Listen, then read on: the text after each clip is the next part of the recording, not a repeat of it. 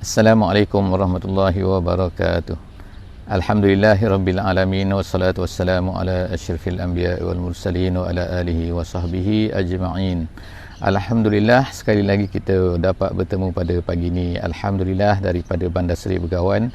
Alhamdulillah, pada pagi ini kita akan bersama-sama dalam sesi tafsir ringkas setiap muka surat daripada Al-Quran. InsyaAllah pada pagi ini, pagi Jumaat pada hari ini adalah 18 hari bulan September 2020. Alhamdulillah, kita akan memasuki kepada satu muka surat baru, iaitu muka surat 442. Kita masih lagi bersama-sama dalam surah Yasin. Alhamdulillah, surah yang selalu kita baca, surah yang selalu menjadi bacaan orang-orang kita pada setiap malam Jumaat, setiap majlis dan sebagainya. Alhamdulillah, moga-moga kita akan dapat mengambil mutiara-mutiara terbaik daripada Al-Quran pada setiap pagi, supaya hari kita ini akan dimulakan dengan sesuatu yang terbaik, iaitu solat subuh sebentar tadi, dan kemudian selepas sekarang kita akan mengikuti bersama-sama majlis ilmu pendek saja, insya-Allah, tak lebih ataupun lebih kurang 30 minit, insya-Allah. Pada sesi ini kita akan membaca daripada surah Yasin, iaitu daripada muka surat yang ketiga daripada surah Yasin.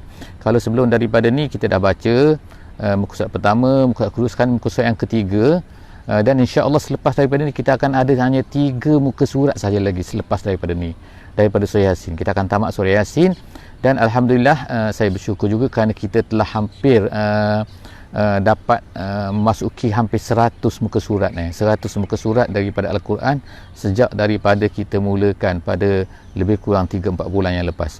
Pada pagi ini kita akan baca ayat-ayat daripada surah Yasin, iaitu ayat yang ke-28 sehingga ayat yang ke-40. Pada sebelum daripada kita mulakan sesi Yasin kita pada pagi ini, eloklah juga kita ingatkan kembali apakah dia tema utama daripada surah Yasin. Tema utamanya adalah iaitu al-istislam lillahi ta'ala fid da'wah, iaitu kita hendaklah menyerah kepada Allah Subhanahu wa ta'ala apa juga hasil yang kita perolehi daripada dakwah kita. Tetapi yang penting adalah terus melaksanakan dakwah walaupun apa yang terjadi. Tidak kira orang menerima, orang menolak, itu bukanlah kerja manusia, itu bukan kerja pendakwah, itu bukan kerja Nabi, itu bukan kerja orang-orang yang menyampaikan Islam. Tanggungjawab mereka hanyalah menyampaikan Islam, al-balagh al-mubin. Tetapi Allah Subhanahu wa taala sebutkan syaratnya adalah al-mubin, iaitu menyampaikan, bukan hanya menyampaikan tapi menyampaikan dengan terang, dengan jelas, sehingga manusia tidak ada keraguan lagi. Jadi selepas daripada manusia dah nampak, dah clear dah, tiba-tiba mereka menolak Islam tu, maka itu terpulanglah kepada mereka. Allah Subhanahu wa taala lah akan mengambil tindakan dan sebagainya kepada mereka. Itu bukannya kerja manusia, bukannya kerja pendakwah, bukan kerja orang-orang yang membawa Islam itu. Sekarang insya-Allah kita akan masuk kepada ayat yang ke-28 daripada muka surat ini, muka surat 442. Jadi kita akan bacakan sedikit daripada surah ini. A'udzubillahi minasyaitonirrajim. وَمَا أَنْزَلْنَا عَلَى قَوْمِهِ مِنْ بَعْدِهِ مِنْ جُنْدٍ مِنَ السَّمَاءِ وَمَا كُنَّا مُنْزِلِينَ. Sadaqallahul azim. Ayat ini adalah sambungan daripada apa yang telah kita baca semalam. Apa kita baca semalam, iaitu kita baca mengenai dengan seorang yang telah dibunuh. Kerana apa? Kerana dia telah menyatakan kepada orang kampungnya, orang negerinya, supaya menyokong, supaya menerima nabi-nabi yang datang menyampaikan, ataupun utusan-utusan yang diutuskan oleh Nabi Isa yang kita baca semalam, yang datang ke negeri tersebut. Kebanyakan ulama mengatakan negeri tersebut adalah, ataupun bandar tersebut adalah bandar Antakya. Antakya kita telah sebut semalam, jauhnya daripada Jerusalem ataupun jauhnya daripada Baitul Maqdis ni ialah lebih kurang 700 km, iaitu dalam perjalanan yang mengambil masa lebih kurang 9 jam naik kereta kalau zaman moden ni, ataupun lebih kurang 6 hari 7 hari berjalan kaki. Jadi selepas daripada dia dibunuh, kemudian dia telah dimasukkan oleh Allah Subhanahu wa taala ke dalam syurga. Masya-Allah kan. Selepas daripada masuk dalam syurga, dia sangat-sangat menginginkan kalaulah orang negeri itu tahu apa yang diperoleh itu, Masya Allah kan. Tapi apa nak daya kan. Jadi apa yang terjadi selepas daripada tu, kita akan baca pada muka surat 442 pada hari ini. Allah Subhanahu Wa Taala sebut sini, wa ma anzalna ala qaumihi min ba'dihi min jundim minas sama'. Allah Subhanahu Wa Taala kata dia tidak turunkan ke atas kaumnya, iaitu kaum Habibun Najjar tadi tu, selepas daripada Habibun Najjar itu telah meninggal, telah mati, telah dibunuh, min jundim minas sama', tentera daripada langit. Artinya sini Allah Subhanahu Wa Taala, ayat ni sebenarnya dia nak ceritakan tentang keremehan, remeh. Maknanya tak ada apa. Mereka tu hebatlah, nampak macam membunuh Habibun Najjar, melakukan macam-macam perkara kepada pendakwah-pendakwah Islam, tetapi bagi Allah Subhanahu Wa Taala dia adalah sangat remeh, tak ada apa pun. Sebab itulah Allah Taala kata, tak perlulah kami turunkan tentera daripada langit untuk menghancurkan mereka. Sebab apa? Sebab mereka ni tak ada apa-apa pun, sangat lemah pun. Wa ma kunna munzilin, Allah Taala kata kami tak akan turunkan pun. Habis tu apa yang Allah Taala akan buat? Sebenarnya Allah Taala kata sangat mudah bagi Allah Subhanahu Wa Taala nak buat kepada mereka, nak ambil tindakan kepada mereka di atas kejahatan mereka itu. Apa yang Allah Subhanahu Wa Taala kata, iaitu in kanat illa sayhatan wahidah. Sebenarnya untuk mereka ni cukuplah dengan satu sayhah wahidah. Sayhah wahidah iaitu tempikan, tempikan yang satu saja. Dikatakan oleh ulama tafsir di sini, erti makna datang Jibril bertempik saja dah hancur semua. Faizahum khamidun, nescaya mereka ni apabila kena macam tu khamidun. Khamidun artinya apa? Khamidun artinya tak ada apa. Seperti apa? Dalam bahasa Arab digunakan khamada, khamadatin nar. Khamadatin nar ni artinya ialah api bila dia menyala kemudian dipadam. Jadi bila api tu menyala dan padam, itu panggil khamid. Jadi Allah Subhanahu Wa Taala menggunakan sini perkataan faizahum khamidun, bila tiba-tiba mereka itu dah lenyap hampir semua, iaitu semuanya mati apa? Hancur, binasa, hanya satu tempikan saja. Jadi nak ceritakan kat sini, sebenarnya orang-orang yang menentang Allah Subhanahu Wa Taala, menentang dakwah Islam ni, sebenarnya kalau Allah Subhanahu Wa Taala nak hancurkan mereka sangat mudah kan. Dengan satu teriakan, dengan satu Allah Ta'ala mudah, kun fayakun saja Allah Ta'ala boleh hancurkan mereka. Tetapi kenapa Allah Subhanahu Wa Ta'ala tak buat begitu kepada manusia-manusia yang ingkar, manusia yang jahat, manusia yang menentang Islam pada hari ini? Allah Subhanahu Wa Ta'ala nak bagi peluang kepada mereka. Sebab tu kita tengok dalam hidup kita ni kadang-kadang ramai orang yang dulunya begini-begini zalim kepada orang-orang Islam dan sebagainya, tiba-tiba mereka dia masuk Islam kan. Jadi apa yang berlakulah sebagai contohnya orang-orang yang mengutuk Muhammad, mengutuk Nabi kita sallallahu alaihi wasallam, satu ketika dulu tiba-tiba dia yang masuk Islam Jadi insya-Allah kan, kita jangan risau, kita jangan sedih, kita teruskan usaha kita, iaitu untuk menyampaikan Islam sebagaimana yang ditugaskan oleh Allah Subhanahu Wa Taala. Kemudian ya hasratan 'alal ibad, Allah Subhanahu Wa Taala berkata ya hasratan al ibad. Ini kata-kata Arabnya, dalam bahasa Arabnya artinya kesiannya begitulah. Ya hasratan alal ibad, kesiannya hamba ni, kesiannya hamba akulah. Hamba mana? Iaitu hamba-hamba Allah ni, yang mana dia ni hamba Allah tapi dia ni melawan Rasul yang diutuskan oleh Allah Subhanahu Wa Taala. Sebab tu Allah Taala kata ya hasratan alal ibad, kesiannya hamba-hamba yang macam ni. Ma ya'tihim mir rasulin illa kanu bihi yastahzi'un. Tak ada datang saja Rasul, mereka ni mempermain-mainkan. Sedangkan Rasul tu datang daripada Allah, mereka mempermain-mainkan pula kan, buat tak indah atau main suka-suka, menggelak-gelak ketawa dan sebagainya. Jadi Allah SWT sebutkan ini kepada Nabi kita, Nabi Muhammad SAW, untuk menunjukkan apa? Bahawa perkara ni dah berlaku sebelum daripada Nabi Muhammad SAW. Oleh kerana itu engkau wahai Muhammad dan orang-orang yang meneruskan kerja engkau pada hari ini, jangan risau, jangan sedih kan, bahawa apa? Perkara ni dah berlaku dan sekarang mungkin akan berlaku. So perkara itu adalah biasa. Kemudian alam yarau kam ahlakna qablahum minal quruni annahum ilaihim la yarji'un. Mereka tak tengok ke? Mereka tak fikir ke? Allah Ta'ala tanya mereka sekarang ni. Mereka tak fikir ke? Orang-orang yang sebelum daripada mereka. Al-Qurun sini ialah bukannya kurun dalam bahasa Arab tapi kurun sini maknanya ajal. Maknanya ialah generasi-generasi yang terdahulu, kaum-kaum yang terdahulu, orang-orang yang terdahulu. Kemana mereka pergi? Alam yarau kam ahlakna qablahum minal qurun. Bukankah Allah Ta'ala dah hancurkan mereka, orang-orang yang sebelum daripada ni? Annahum ilaihim la yarji'un, dan mereka tak kembali lagi. Maknanya mereka ni dah habislah. Macam kita katalah kan, orang naik kapal terbang lah sekarang kan, yang kapal terbang yang hilang kan, kapal terbang apa ni Malaysia kan, yang hilang tu, mereka tak kembali lagi, tak kembali ke rumah, tak ada kembali ke kampung halaman mereka. Jadi maknanya mereka tak ada lah. Bukan nak katakan yang kapal terbang tu apa ni dihancurkan lah, apa ni mendapat laknat Allah, bukan, tapi nak cerita sebagai contohnya, iaitu orang-orang yang telah dibinasakan oleh Allah sebelum daripada ni, kaum Lutnya, kaum Adnya, kaum Samudnya dan sebagainya. Ke mana mereka? Kembali lagi? Tak kembali kan?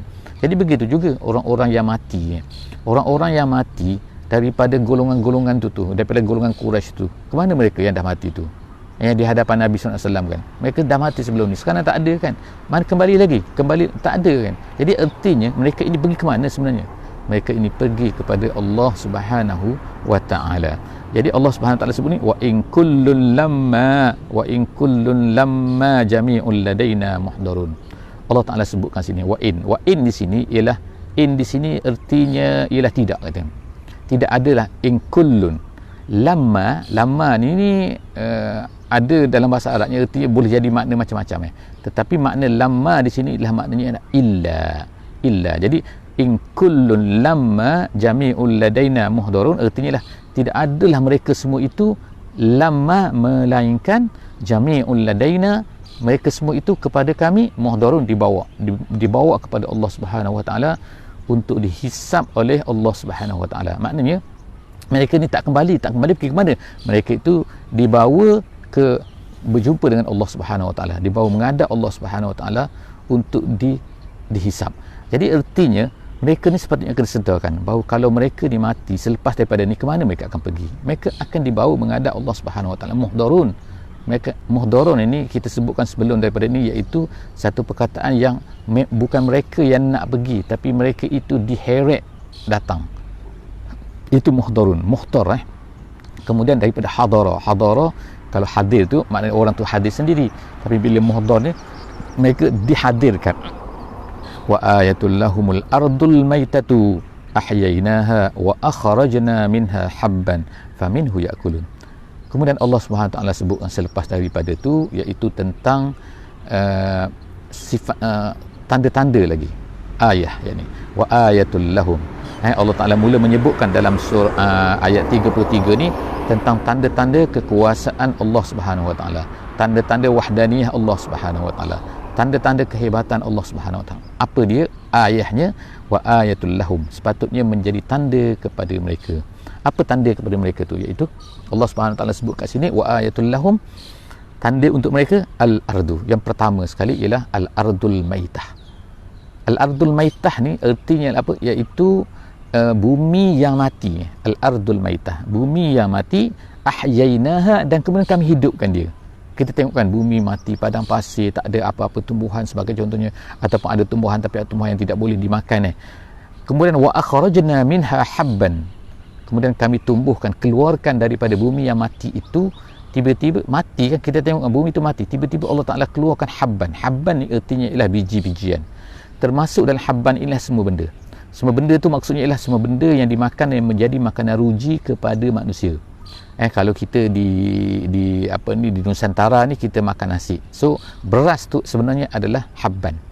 Kalau orang di negeri yang makan gandum, makan roti dan sebagainya, so gandum tu sebenarnya habban dalam bahasa Arabnya. Jadi habban, di mana-mana pun manusia ni tidak boleh daripada habban.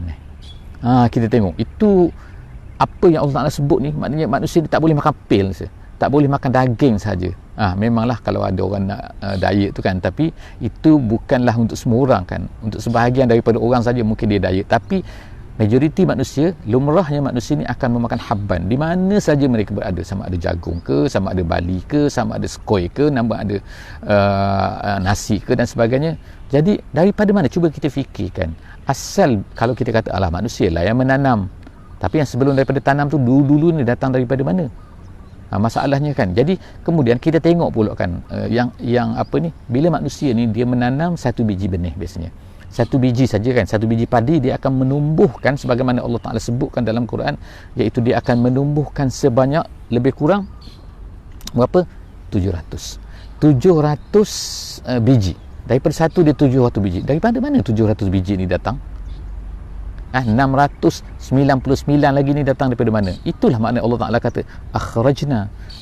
Allah Ta'ala jadikan, dia keluarkan akar, kemudian akar tu menarik zat-zat daripada bumi itu, kemudian daripada bumi itulah, daripada apa yang dalam bumi tiba-tiba dia menjadi biji, kemudian dituai, kemudian di mesin, kemudian menjadi gandum, menjadi beras dan sebagainya, kena kita makan. Jadi itulah Allah Ta'ala sebut wa ahyayna. Allah, semua tu adalah kerja Allah Subhanahu Wa Ta'ala. Wa akhrajna minha habban, dan ulama-ulama kata kat sini ialah wa akhrajna minha habban faminhu ya'kulun, didahulukan jar dan juga majrur. Jar majrur ni artinya kalau dalam bahasa Arabnya maknanya huruf jar tu kan. Faminhu ya'kulun, Allah Ta'ala sebut faminhu ya'kulun, bukannya ya'kuluna minhu. Kenapa faminhu ya'kulun?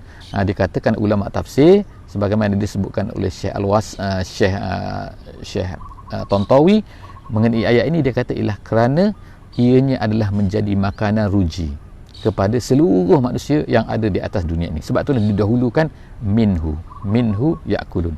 Seterusnya waja'alna fiha jannatin min nakhilin wa a'nabin wa fajjarna fiha minal uyun. Sebut lagi tanda-tanda kekuasaan Allah lagi, ataupun kita kata apa ni kan, tanda-tanda kekuasaan, kehebatan Allah Ta'ala yang, dan nikmat Allah Ta'ala yang diberikan kepada manusia, iaitu apa? Iaitu dijadikan taman-taman pula. Taman-taman ada pokok kurma, ada pokok a'nab, iaitu pokok anggur, dan tak payah sebutlah durian ke rambutan kan, termasuk dalam tu semua kan. Allah Ta'ala sebut tu sebagai contoh benda yang boleh dilihat oleh orang Arab pada masa tu.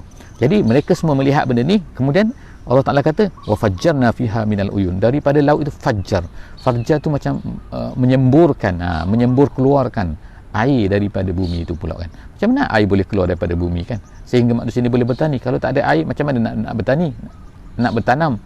Jadi benda ni adalah semua tu tanda kehebatan Allah Ta'ala. Kemudian liya'kulu min samarihi, tujuannya satu, iaitu untuk manusia ni dapat makan. Min samarihi wa ma amilathu aidihim, dan apa yang dikerjakan oleh tangan mereka. Di sini perkataan di sini wa ma amilathu aidihim, kepada siapa yang ada mushaf di tangannya boleh buka kan, ataupun boleh tengok kan pada ayat sekarang ni ayat 35 ayat 35 ada perkataan situ wa ma amilathu aidihim. Allah Ta'ala sebutkan sini supaya mereka ni dapat makan daripada buah-buahannya, daripada apa yang dianugerahkan oleh Allah Subhanahu Wa Ta'ala. Kemudian Allah sebut situ, dan juga apa-apa yang di sini ada dua penafsiran. Yang pertama sini ulama kata sini sini artinya ialah manafi, iaitu tidak, maknanya tidak. Memang kan dalam bahasa Arab ni ada makna tidak, ada makna dipanggil mausulah, ada dipanggil manafiyah. Jadi ulama terbagi kepada dua di sini.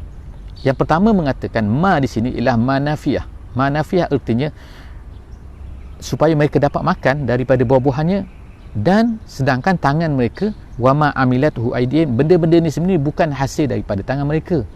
Maknanya bukan hasil perbuatan mereka, bukan hasil kemampuan mereka untuk menumbuhkan, untuk memberikan habban, bijian dan sebagainya. Memang bukan kerja tangan mereka, tapi itu adalah kerja Allah Subhanahu Wa Ta'ala. Jadi Allah Ta'ala sebut sini wama amilathu aydihim, benda ni semua Allah Ta'ala kata bukannya kerja tangan mereka.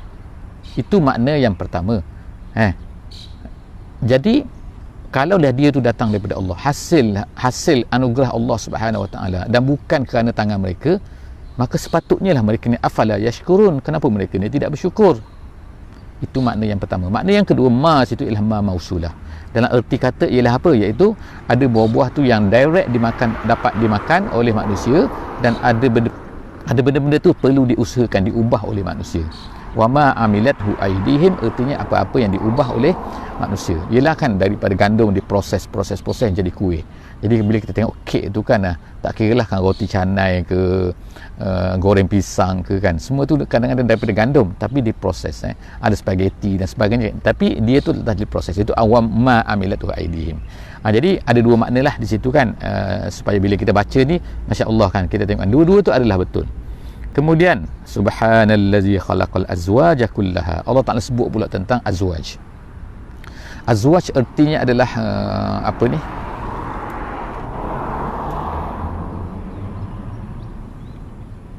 maaf sekejap ya.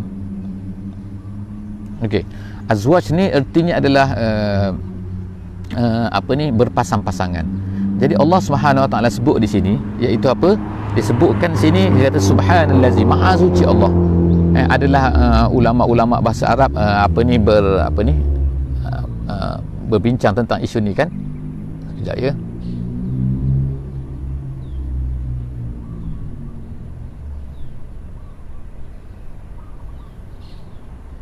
Okey, ulama-ulama bahasa Arab ada berbincanglah tentang subhan ni, apakah dia kan dan sebagainya. Jadi kita tak discuss lah di sini Jadi insya-Allah yang kita akan cuba tengok ialah apa tu, iaitu dari segi allazi khalaqal azwaj, iaitu pasangan. Jadi Allah Subhanahu Wa Taala sebutkan kat sini kan bahawa semua benda ni Allah Taala jadikan pasangan. Kullaha ni semua benda.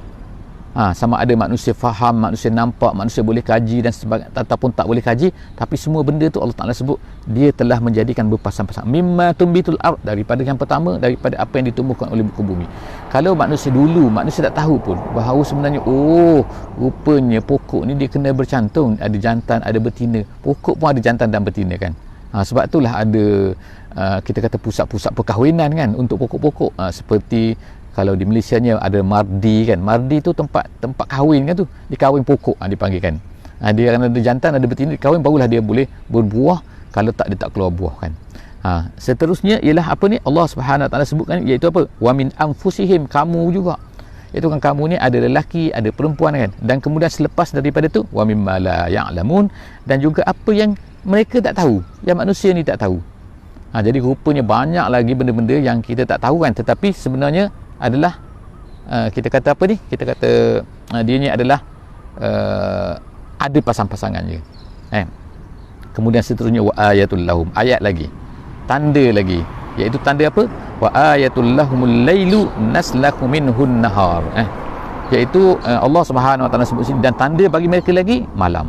Naslahu ni ialah daripada bahasa Arab salakha ni ertinya apabila kalau kita sembelih binatang tu, kemudian kita cabut kulit dia, kita lapah kulit ni, kita cabut kulit dia daripada ni. Ataupun kalau manusia tu mengambil kulit ular ke kulit buaya ke kan, untuk diambil lah kan jadi itu dipanggil salakha. Jadi salakha ni seperti seolah-olah macam membuang kulit Jadi ayat Allah SWT sebut wa ayatul lahum al-lailu naslaku minhun nahar. Allah Ta'ala lapahkan daripadanya siang, seolahnya macam siang tu menutupi malam.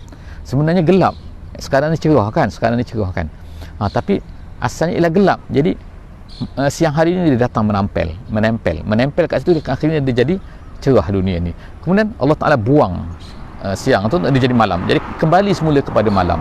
Jadi itu Allah SWT sebut wa ayat, itu adalah tanda Allah Subhanahu Wa Ta'ala fa izahum muslimun, tiba-tiba bila dah cabut tu jadi gelap, itu maghrib lah kita panggilkan. Seterusnya wasyamsu, kemudian ayat lagi, tanda lagi Allah Subhanahu Wa Ta'ala, ciptaan Allah Subhanahu Wa Ta'ala ini ialah apa? Iaitu matahari. Matahari ini kata tajri li mustaqarril laha, dia berjalan pada orbitnya, dia perjalanannya. Itu satu pendapat kata dia akan berjalan sehinggalah sampai kepada satu saat ketikanya maka dia akan berhenti, iaitu hari kiamat lah. Jadi kat sini Allah Subhanahu Wa Ta'ala menyebutkan wasyamsu tajri. Dulu orang menganggap orang anggap matahari itu mati. Matahari itu mati. Kemudian yang bumi ni berkeliling. Tapi akhirnya manusia sekarang bila dah baca Quran, kita dah tahu kan bahawa sebenarnya matahari itu sendiri pun bergerak kan. Bumi bergerak, tapi matahari pun sebenarnya bergerak. Allah Ta'ala sebut tajri, dia berlari li mustaqarril laha, kepada tempat rehatnya kita katakan, ataupun tempat berhentinya, ataupun pada orbitnya. Zalika taqdirul azizil alim, itu semua adalah penentuan daripada Allah Subhanahu Wa Ta'ala. Seterusnya lagi Allah Ta'ala kata wal qamara, dan begitu juga bulan qaddarnahu manazila. Allah Ta'ala tetapkan apa? Iaitu manazil ni ialah apa kita kata iaitu kalau ikut manzil ni rumah kan, tapi manazil lah tempat-tempat. Jadi ulama-ulama kata bulan ni Allah Ta'ala telah jadikan padanya ada lebih kurang 28 manazil, 28 tempat ni. Jadi malam ni dia lain, malam esok dia lain, kemudian dia ada satu malam lagi tu ataupun 2 malam dia akan gelap, dia tak ada apa-apa. Itu kata ulama tafsir macam itulah. Jadi Di sini ayat Quran kata wal qamara qaddarnahu manazil. Allah Taala yang tetapkan benda tu. Time dia, waktu keluar dia, waktu masuk dia, besar dia bagaimana kan? Hatta ada kal urjunil qadim. Sehingga last sekali dia akan balik, dia akan menjadi apa? Seperti al-urjun. Al-urjun ni ialah seperti tandan Kalau kita tahu tandan tamar ke tandan kelapa kan, dia bengkok macam tu, macam anak bulan tu. Itu tandan. Jadi Allah Taala kata kami tetapkan dia, kemudian dia akan kembali seperti menjadi tandan yang lama. Benda kecil lah maksudnya. Lasyamsu yambaghi laha an tudrikal qamar. Dan matahari tu dia tak akan dapat kejar bumi. Artinya dia tak akan belaga lah. Itu kan. Kemudian walal lailu sabiqun nahar, dan malam pula tidak boleh mengejar siang. Maknanya dia bertukar-tukar. Dia tak adalah malam dan siang gitu kan. Kemudian wa kullum fi falakin yasbahun. Semua tu Allah Taala dah tetap dah. Fi falakin, ada falaknya, ada orbitnya. Yasbahun, dia seperti seolah-olahnya macam berenang Berenang memang berenang lah kan. Dia tak ada apa-apa kan. Di atas angkasa raya begini kan. Tiba-tiba terapung-rapung kan. Tiba-tiba bergerak kan. Dan bergerak tu tak lari daripada tempatnya. Kita nampak kehebatan Allah Subhanahu Wa Taala. Jadi saya rasa setakat itulah dulu untuk pagi ni. Selama 26 minit kita bersama-sama dalam sesi untuk kita mengecapi sebersedikit daripada Al-Quran pada pagi ini sebagai bekalan hari kita insya-Allah. Aku lu qauli hadza wa astaghfirullahal azim li wa lakum. Subhanakallahumma wa bihamdik nashhadu an la ilaha illa anta nastaghfiruka wa natubu ilaik. Bismillahirrahmanirrahim. Wal 'asri innal insana lafi khusr illa allazina amanu wa 'amilus solihat wa tawasaw bil haqqi wa tawasaw bis sabr. Wassalamualaikum warahmatullahi wabarakatuh.